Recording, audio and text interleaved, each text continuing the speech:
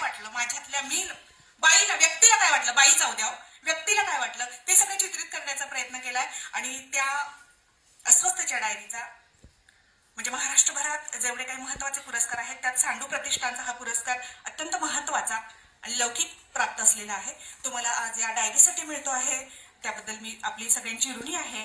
आणि जाता जाता एवढंच म्हणेन की या जन्मातच उदात्त सुंदर, या जन्मातच उदात्त सुंदर असं काही तू कर गड्या, तुझ्या नंतर स्मरतील तुझला, तुझ नंतरच्या 7 पिढ्या, तुझ नंतरच्या 7 पिढ्या. आल्या आल्या आम्हाला सुंदर सुग्रास असा नाश्ता देणारे ते, इथे स्मृतिचिन्ह दिल्यानंतर ते ठेवण्यासाठी पिशव्या देणारे, सगळ्या घटकांचे मनापासून आभार मानते.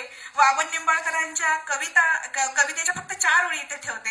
काय माहिती वक्ता असल्यावर ना म्हात्रेताई माईक सुटत नाही, पण तुम्ही अशा उभ्या म्हटल्यावर मला थोडीशी धडधड होती आहे. तर नियोजन अत्यंत उत्तम आहे आनंदजी. तर वामन निंबाळकर म्हणतात शब्द किती प्रभावी ठरतात, शब्दशस्त्र. तुकोबाराय पण हेच म्हणतात ना, यापेक्षा वेगळं काय आहे. वामन निंबाळकर म्हणतात की शब्दांनीच पेटतात घर दार देश आणि माणसं सुद्धा. शब्दांनीच पेटतात घर दार देश आणि माणसं सुद्धा. शब्दच विझवतात आग, शब्दांनीच पेटलेल्या माणसांची.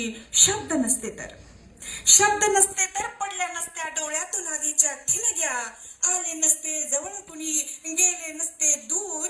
शब्द नसते तर, शब्द नसते तर, शब्द नसते तर.